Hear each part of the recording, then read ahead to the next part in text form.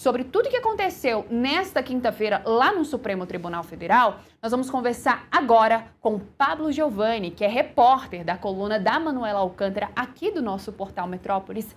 Pablo, bom dia para você. E eu já começo perguntando, Pablo, porque na hora que você entrou aqui eu já falei assim, nossa, como vocês têm trabalhado pouco, né? Supremo Tribunal Federal dando aí bastante trabalho, bastantes matérias lá para a coluna da Manuela Alcântara. Mas sobre a CPMI do INSS, primeiro, ali a gente teve a decisão do ministro André Mendonça, que foi uma surpresa para a grande maioria por conta da primeira decisão do ministro Cristiano Zanin de não instalar a CPI, não obrigar, né, a instalação da CPI do Banco Master, então meio que já se esperava que André Mendonça pudesse seguir a mesma linha, entretanto, ele foi contrário. E ontem tivemos, então, a derrubada da decisão do ministro ali por 8-2. Me conta como é que foi toda a construção, né, todo esse contexto que levou, então, à derrubada da prorrogação da CPMI. Pablo, bom dia.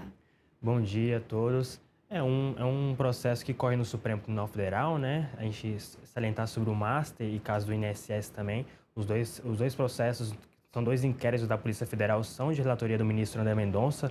que tanto o Banco Master, que investiga também as atuações do banqueiro Daniel Vorcaro, quanto a fraude do INSS, que foi revelada aqui pelo Metrópolis, são de relatoria do ministro. Para a gente lembrar desse caso, a gente tem que voltar lá atrás, quando o ministro Cristiano Zanin rejeitou o pedido de instauração da CPI do Banco Master, que ele citou na ocasião de que o Supremo não podia intervir no Legislativo, nas funções dos deputados e senadores. Então, à época, o ministro Cristiano Zanin acabou rejeitando esse pedido para que houvesse a instauração dessa CPI do Master, que, na época, os deputados, especialmente que são contrários, né, à base do governo aqui do DF, do governador Ibanez Rocha, especialmente um requerimento apresentado pelo deputado Rodrigo Hollenberg, onde ele apontava as supostas omissões do presidente da Câmara, Hugo Mota, mas o ministro Cristiano Zanin, à época, acabou rejeitando esse pedido. Posteriormente, né, foi apresentado um requerimento pela CPMI do INSS pedindo a prorrogação dos trabalhos que vão se encerrar amanhã, como o próprio Tássio trouxe agora há pouco, e o ministro André Mendonça, em uma decisão liminar, acabou acatando esse pedido. E posteriormente o ministro Edson Fachin trouxe para a plenária para referendo ou não da decisão. E ontem os ministros, por uma grande maioria, a gente esperava que fosse um resultado um pouco mais apertado, um 5-4, um 5-5, que aí seria a favor da prorrogação da CPMI. Foi um julgamento um pouco diferente, né? A gente viu ministros bastante, com discursos bastante fortes, especialmente o ministro Gilmar Mendes, que acabou trazendo em alguns apartes no voto do ministro Flávio Dino, que abriu a divergência, né, do ministro André Mendonça, o ministro Gilmar Mendes salientando, né, que a CPMI acabou desvirtuando do seu foco. Inicialmente era do INSS e depois acabou se focando apenas no caso Master. Ele acabou citando, por exemplo, as mensagens vazadas do banqueiro Daniel Vorcaro, mensagens íntimas, né, que ele tinha com a sua ex-noiva,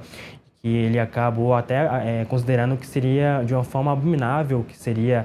criminoso, inclusive até o ministro Alexandre de Moraes, que é alvo, né, de algumas pressões do Congresso sobre algumas mensagens que poderia ter ou não trocado com o banqueiro Daniel Vorcaro às vésperas da prisão dele lá em novembro, na primeira fase da Compliance Zero.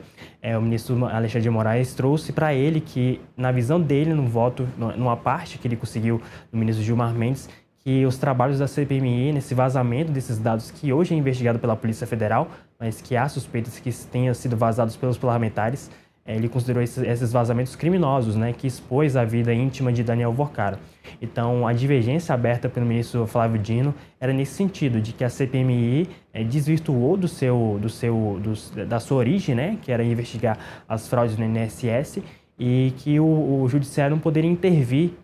no legislativo, já que a prorrogação, o cessamento, até o fim dos trabalhos da CPMI é de atribuição dos próprios parlamentares, e no caso, nesse episódio em específico, que foi apresentado ao Supremo, os parlamentares acusaram o presidente do Congresso, né, Davi Alcolumbre, de omissão, mas no entendimento dos ministros não houve essa omissão. Em alguns votos, por exemplo, a gente pudesse citar, por exemplo, o voto do ministro Dias Toffoli, que era um ex-relator do caso Master, né? Ele citou que o entendimento dele, e que foi sim corroborado pela maioria do Supremo, é de que a intervenção tem que ser zero no legislativo. Legislativo toca os trabalhos deles,